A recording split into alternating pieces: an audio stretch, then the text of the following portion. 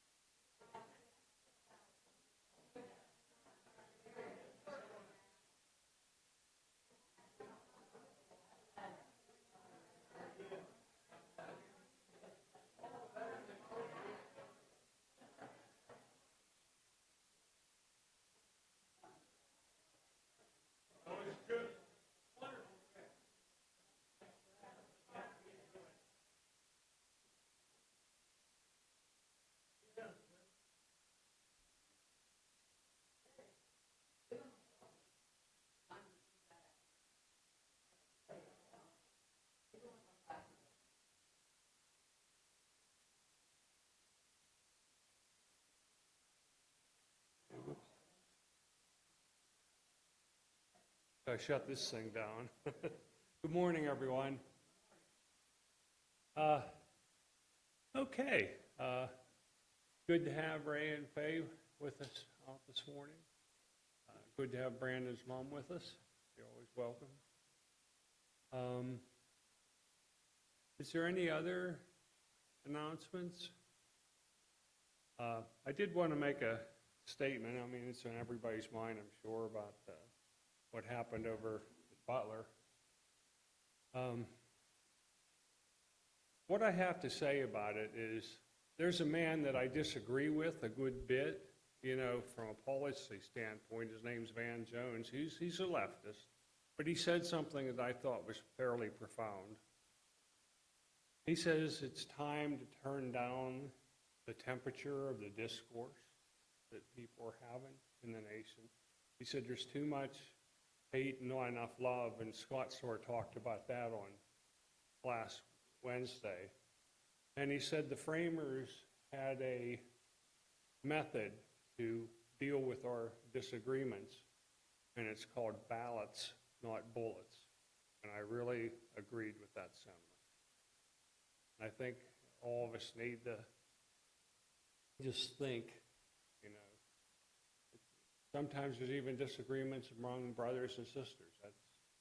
That's the American way. It's okay. All right, with that said, let's go into Hebrews chapter 2 and verse 1. Therefore, we ought to give the more earnest heed to the things that were heard, lest haply we should drift away from them. Now, so far in the book of Hebrews, the author has been trying to show the supremacy of Christ to the prophets and the angels and those who had come before, and also to show the supremacy of the New Testament to the Old Testament. And he'll get back to that theme, but for a few verses here, he takes time out to give an exhortation to his readers. And he said, because of the things that he talked about, because of Christ having the supremacy and everything, you need to pay attention to the things that you've been taught and the things that you have heard. And the reason he says that is the Hebrew writer is writing to Jewish Christians that had learned the New Testament. They knew it. They knew the gospel. But because of Judaizing teachers, they were being pulled back into the old law.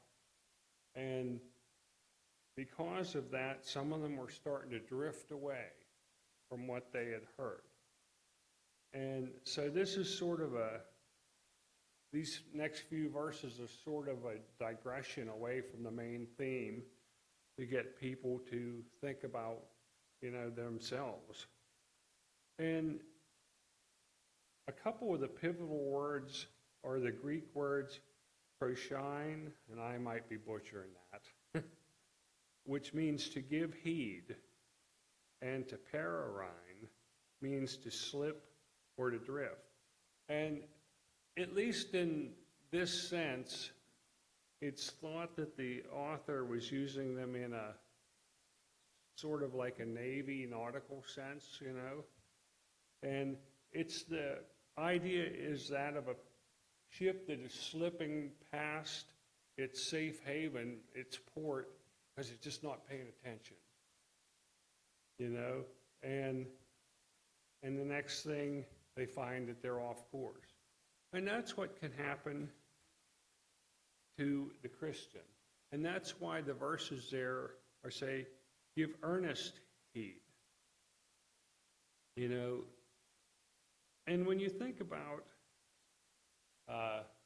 earnest, that's carries with it the idea of a sincerity, a determination to follow the course. And to give earnest heed is to pay attention to what you've been taught and to stay the course, stay with it. I know in the real estate world, and Scott can appreciate this, is people, when they want to buy a house, it's not enough to just say, I'm interested in buying a house. If you're really interested, you have to put some actual money on the line. You have to have some skin in the game, as they call it, you know. And the idea is that earnest means that you're very serious about it. And that's what we have to do. You know, we have to give the more earnest heed to the things that we've been taught. In other words, we have to take the things we learn in class, the things we learn in worship, we have to take them seriously. Sometimes, I don't think we intentionally do this, but you can get almost into a repetitive thing where, okay, we're playing church this week. You know what I mean? And we forget that we're in a pretty high stakes thing here. You know, we hear all the time, you know, this is a high stakes election. I'm going to suggest to you your eternity is pretty high stakes too. And we need to take it seriously. And it's so easy to drift away. You know, it's possible to drift away from the teachings of Christ because some people, while they have been baptized and they are in Christ, so to speak, they've never really set down a firm anchor. You know, they're prone to drift, and if they're not careful, they can just slide away. And another thing is there are subtle and powerful tides and currents that sort of tug against the safety of the soul. Now, Satan's pretty slick at what he does. You know, he can get us to fall for things that don't seem like they're bad in and of themselves. I think there's a verse somewhere, I forget where it is right now, and he says, and don't marvel, because Satan himself can be transformed into a, what? An angel of light. So Satan doesn't jump in front of you as a, you know, a little red figure with horns and a tail. He can come in the person of something that looks really appealing. I'm trying to remember, there was a song, I'm going to say in the 70s or 80s, you know, where a lady was singing a song. It was sort of a hit for a while, and it carried with it the idea, you know, it's Satan trying to talk to me, but I didn't know he was going to come in with blue eyes and blue jeans. You know, I forget exactly what the song was, but that was the idea of it. But that's how he comes appealing and temptations.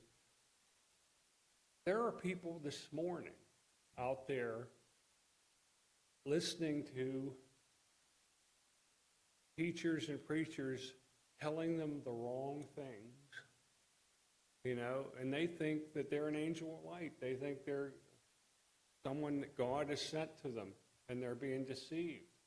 You know, Satan works in strange and powerful ways. You know, and we kid ourselves if we think that temptations can't reach us. I've seen some good people.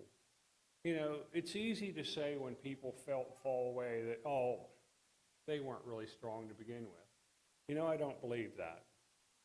Because I know a couple people who did fall away that I do not think that they weren't at one time very strong. I do think they were.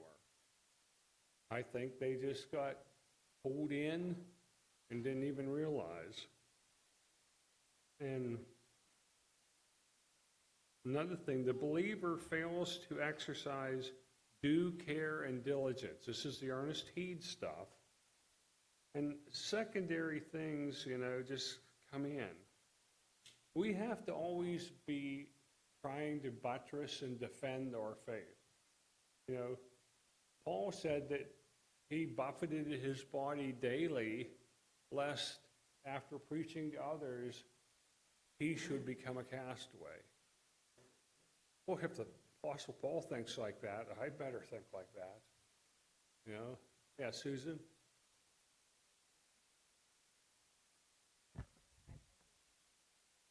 So Paul, if he realized that he can fall away, then every believer in the room needs to think the same thing. I think that, like, here's the thing. Like, Satan already has all the people out there who don't believe in him, so he doesn't really care as much about them as he cares about us. I think as many as he can snatch out of the hand of God, he's going to try to do it. Yes. You know, because the other folks out there who don't love him and don't believe in him or his son Jesus, they're already in his camp. Right. The ones he wants to take to his camp. Yeah. Folks that believe. Yeah.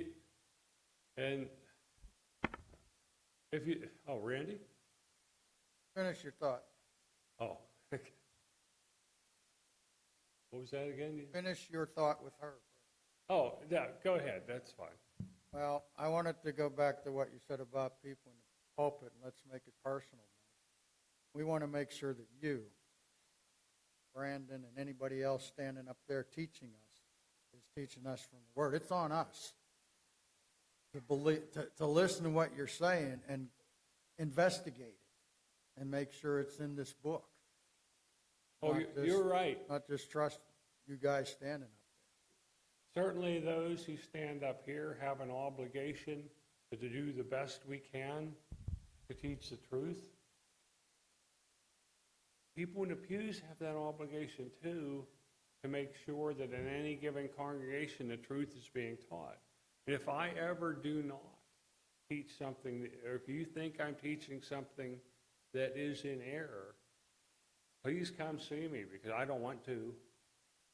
You know, I can remember, now it was a minor matter, okay? It wasn't something that was, I made a mistake one time, and Steve didn't say anything right during the class. Afterwards, he came and said, you know, did you think about this?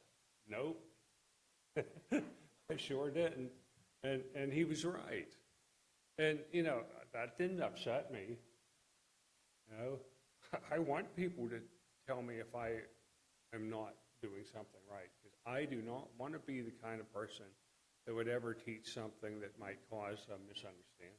Go ahead. I guess maybe I have another one of those points. Uh-oh. The initial statement that you made, he was talking about the superiority of the New Testament over the Old Testament. Yes. And while that's not wrong, I think the important thing is the superiority of the New Covenant over the Old Covenant. Okay, I'll agree with that. And when we think of the New Testament, we're thinking of the book. The book wasn't available to them at that time. Yeah, And the New Testament, as we think of it, reveals the New Covenant. And so I just wanted to make that distinction. Let me rephrase that. It is the new covenant I'm talking about. You know, that's right. Because in actual book form, that wasn't around for another 200 or 300 years, right? Something like that. Okay, Susan. Paul was saying, listen, I have to keep myself in check, right? I think that's probably one of Satan's biggest things is he goes after the head. So whenever we pray for our minister and we pray for our elders and pray for dads, because, if you take down the minister of a church, you can take out a whole church, because people will be like, oh, I thought that the minister was a great guy, or I thought those elders were great people. But if you take down the dad of a family, it breaks the whole family up. So, keeping people like the heads of things in prayer is so important, more than you could ever imagine, because, that's how Satan operates. If I take down that head, I can wipe the rest of it out. So I really appreciate what Susan just said. Please pray for the elders, deacons, pray for Brandon. Satan and the dads, but the reason the reason that's so important is if Satan can cause some spectacular failure among the leadership, the church is irrevocably damaged. You know, I'm not going to be specific, but I can point to a couple congregations where leaderships ended up falling in spectacular wickedness that was known throughout the communities and everything, and just damaged the church in that area for decades. You know, so pray that all of us, because we're fallible like anybody else. You know, hopefully those things would never happen. Pray for us that we can withstand and not fall away into something that would be wrong. Moving on, it also, we can allow preoccupation with secondary things to preempt too much of our time and attention. You know, there's nothing wrong with hunting. Carl and I love to hunt. Nothing wrong with that.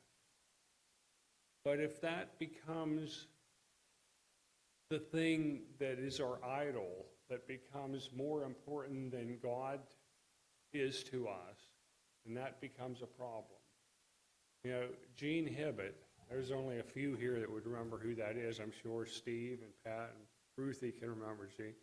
When I was a student down at Freed Hardman, he came to me and he said, I want you to remember something. He says, anything at all, even good things. He says, anything at all that ever takes precedent over your relationship with God has become your idol, even good things. I've never forgot that. You know, it's not wrong to hunt. I love to. I fish.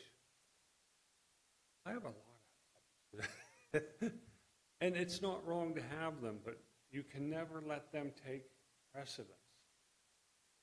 You know, C.S. Lewis in his one book talked about people sometimes like to point out dramatic failures in people's lives, like, you know, like maybe like an infidelity or some kind of a thing where they're caught in a very public way and doing something wrong, you know.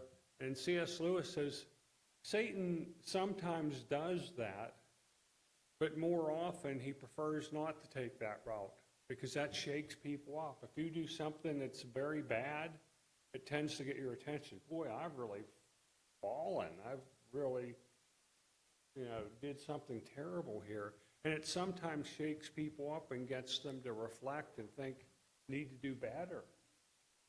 No, the easier thing is for Satan to just leave us, drift away. Just, I'm tired today. I don't think I'm going to go to this or that. I know I haven't been reading my Bibles much lately, but I'll get back to it. I've just been real busy. And on it goes. Okay, first we have Jason and we have Scott. And the slow, gradual downward slope that takes us away from God is maybe a surer way to be lost than the other. Jason? Yeah, I kind of want to go back to where you were with, or when we were on the idea of anything can be idols, and while I consider this slightly different, I still would say this, I would still say this is a problem that I've had to deal with before, particularly, and I'm going back to when I used to help with some of the youth rallies, and that it was very easy for me to get caught up in the logistics. Hey, are we getting all the invitations out in time? Hey, are we doing all these little things that need done with that sort of thing? But I've seen myself get caught in the trap where I've gotten so wrapped up in this, I forget the real true reason why we're there, which is to show Christ and give people an opportunity to share different Christian. I don't know, just something to share. Yeah. Okay, Scott.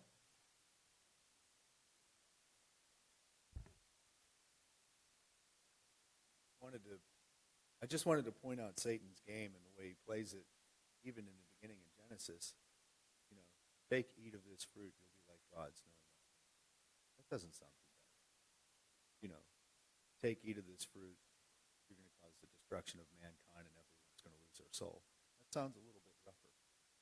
You know, just a little deviation from the goal, the perspective. He's saying here, you know, just keep in mind who we're talking about. We're talking about the guy that created the universe. He came down here and made himself lower than the things he created and died for us. Keep that in your mind before you just drift away to these little subtleties of darkness. Yeah. The thing about sliding away slowly is it's hard from month to month to be able to tell it. But over the course of a couple years, you can see where someone was just not quite where they was. You know? I haven't seen it for a number of years, I brought up before, but the bumper stickers, if you're not closer to God today than you were yesterday, guess who moved? You know? And I think that's true. You know? It just, we need to be taking our spiritual temperature, I guess, if you will, on a fairly regular basis, say, okay, where am I? I think the Lord's Supper was meant for that, you know, to just reflect. Okay, how am I doing? You know, am I serious about this? Am I just floating along in life, just doing whatever? You know, because someday it's going to matter. It really will. Any other thought before we go on?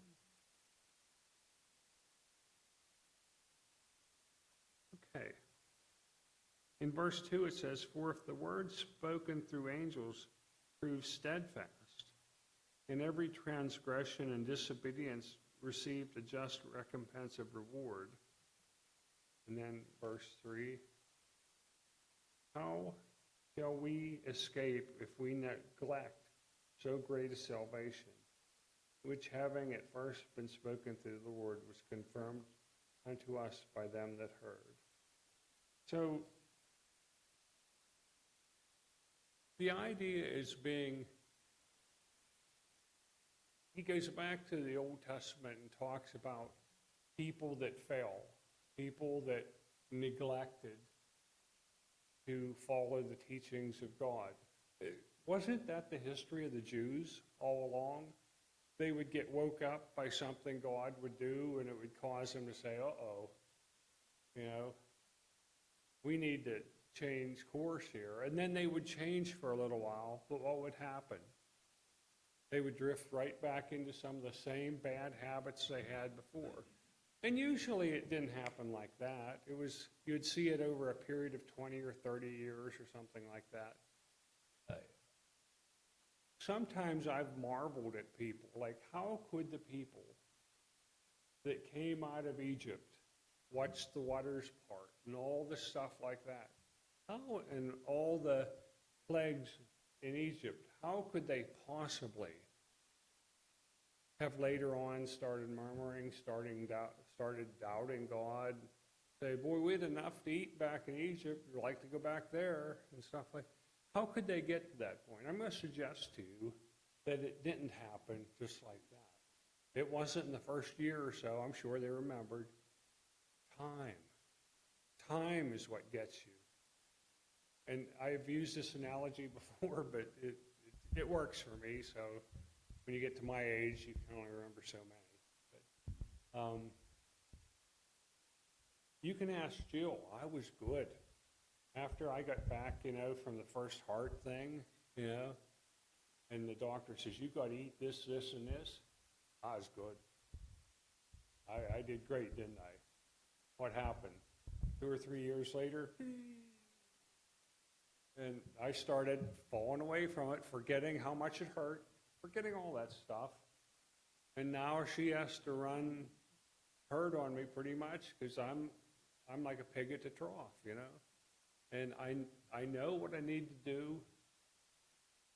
It's not like I'm unaware of it. I've just stopped giving earnest heed to it. And I might pay a price. Kathy. Pretty much the same thing happened with my oldest boy. One time I was in the hospital and very, very sick. I was in ICU. And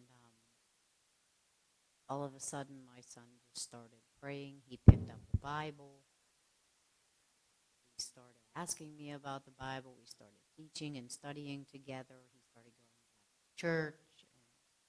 And everything was great. He was feeling better about himself. He was feeling better about life. But then he just started making excuses. Oh, I'm too tired because he works a lot of hours, and now he is over a period of about 10 years, maybe a little less. He has totally drifted away, and he tells me that there's no joy in life. Nobody ever does anything good, and yeah, I believe in God, but look at all the evil in the world. And I told him that's Satan coming into him, trying to manipulate his mind. And now he talks like I'm a crazy religious woman, which I don't think I come across as that sometimes. But then he said, I need to read the Bible, but he never did. He never did it, and now he's like totally against everything. There's no love in the world. All women are evil, and he wants no part. He doesn't think there's any happiness out there. It's just so sad, and so he knows what he's supposed to do, and he thinks just because he believes in Jesus that's all he needs to do. And I'm like, that's not the case. But yet he's getting scared of rapture. But there's no way for me to, I can't figure out a way to help him even more. So it does creep up over time, and it does pull you away. So Kathy gives us a real life example of what drifting is. I've talked to people that fell away, never would have believed that they could have, and they didn't even believe it themselves. One person, it's a good friend of mine, finally even stopped taking my calls. Would have never dreamed that could have happened before. Because we were close, we got along good, and he never was mad at me. It's just that finally, I reminded him, I guess, too much of the drifting. Because what happens, like Kathy talked about, the drifting is subtle, but finally, your mind is bothering you the whole time. And you got to find ways Steve has talked about this with me. When your mind is bothered too much, it starts looking for ways to make it not so much bothered. Like rationalization and looking for ways to accept the changes, and that's the hardening that comes, You start getting to a point where, oh, I guess that ain't so bad, or in Kathy's case, when she was talking about her son, the idea is that finally he started listening to voices that say, oh, but what about the evil in the world? What about this? What about that? Really, it isn't so much about that. It's justifying the drifting, and it's a sad thing. Susan? I was just thinking about something that C.S. Lewis said. He said, God whispers to us in our pleasures, speaks to us in our conscience, but he shouts in our pain.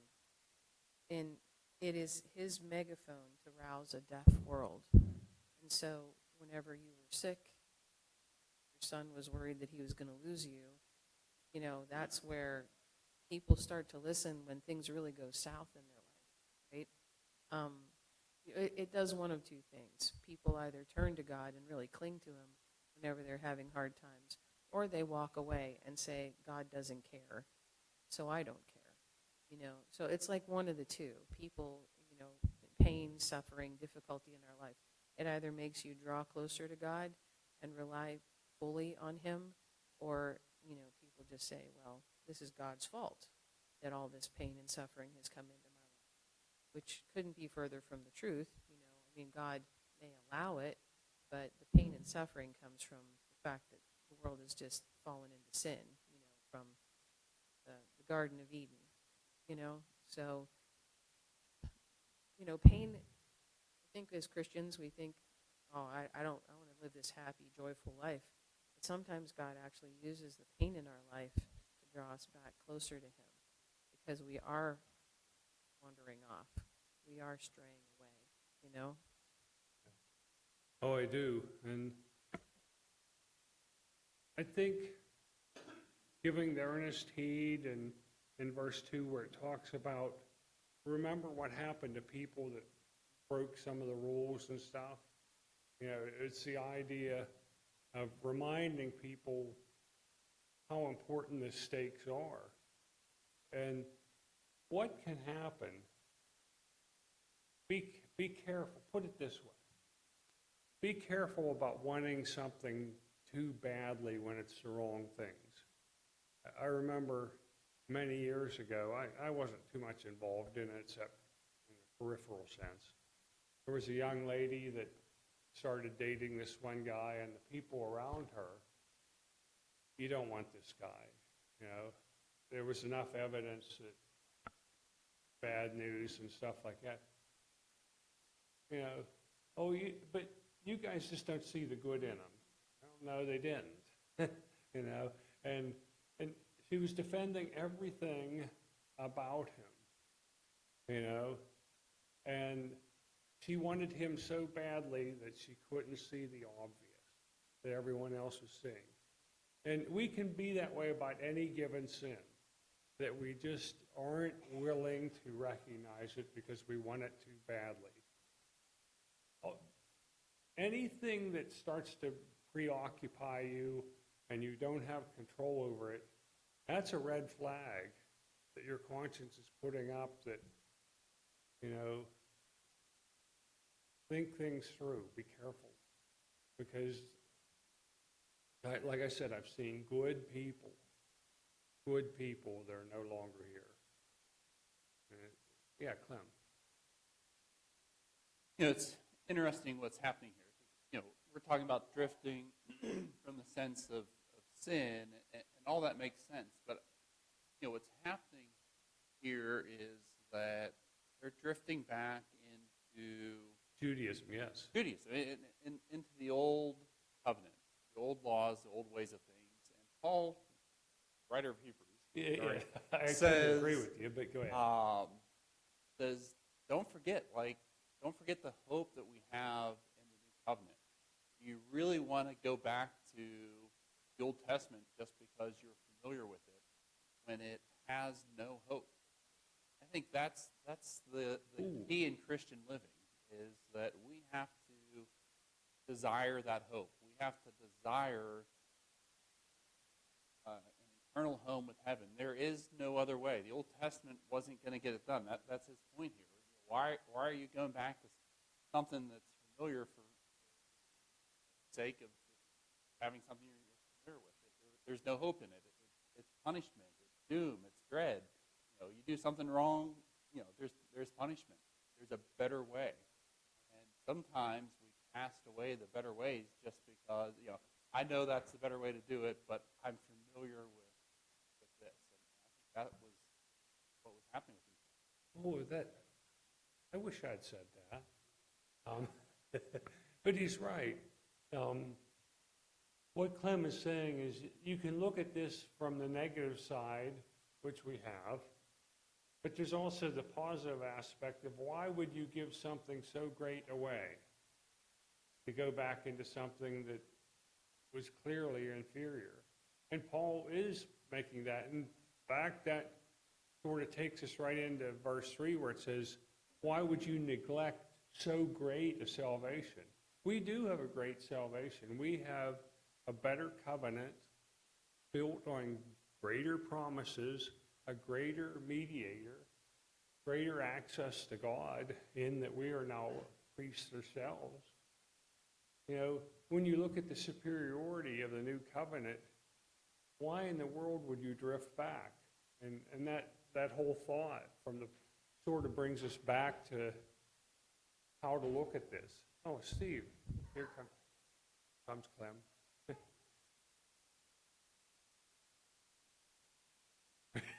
I like that. It's on the side I can't see.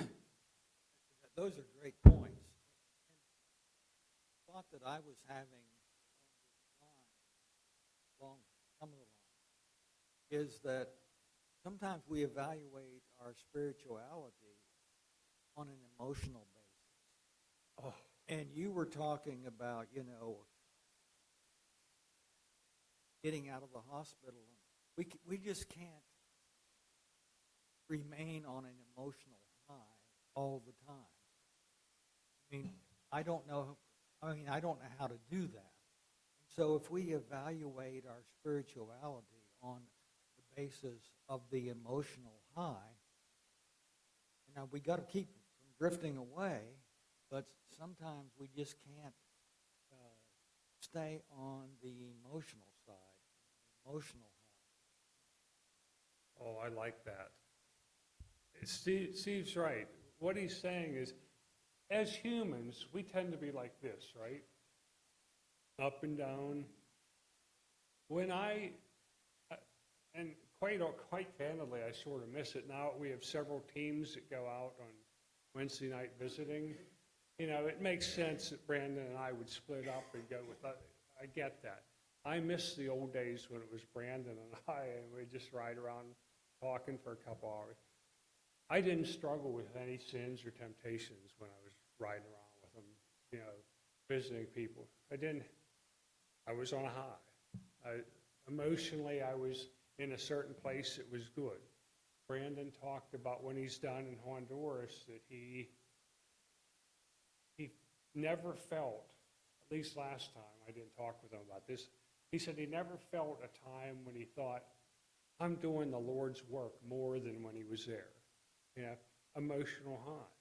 But when you come back off of that, what Steve suggests, and I think he's dead on target, is there tends to be a letdown from that emotional high, and then you start thinking, since that came down, oh, maybe I'm not as strong. And that may or may not be the case.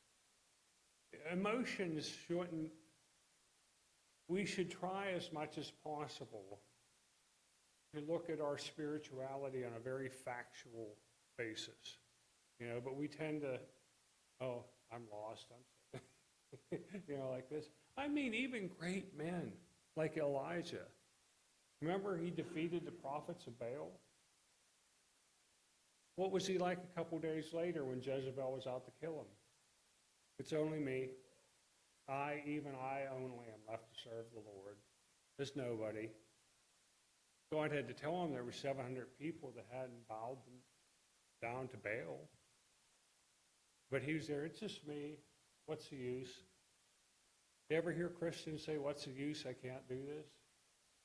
I think I said it myself in years past, So what Steve talks about is getting off the emotional roller coaster, taking your spiritual temperature in a factual way. I think it's all good. And boy, a lot of great comments today. You guys helped me teach the class. Thanks. We'll take up there next week.